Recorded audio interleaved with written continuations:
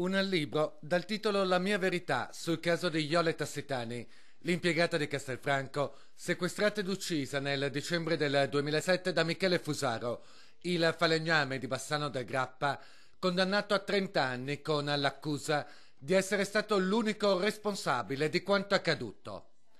A scrivere il diario l'avvocato Roberto Quintavalle, che insieme al collega Fabio Pavone ha sempre seguito ed assistito la famiglia del notaio fin da quei giorni tanto drammatici e difficili.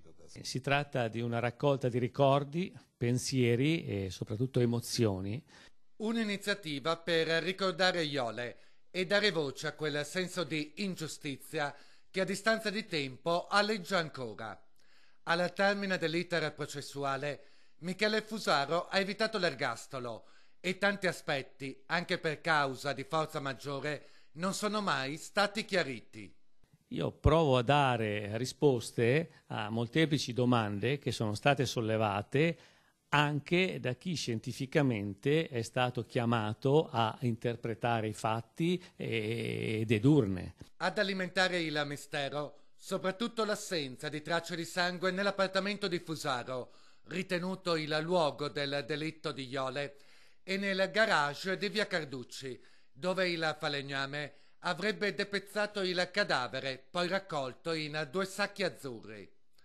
Troppe cose non tornano secondo il legale, convinto che altri responsabili siano rimasti impuniti.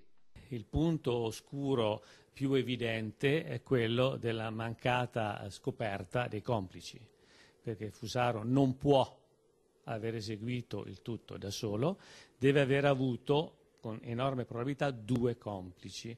Il ricavato del libro verrà devoluto all'associazione Doppia Difesa, sostenuta anche dalla soubrette Michelle Hunziker e dall'avvocato Giulia Bongiorno.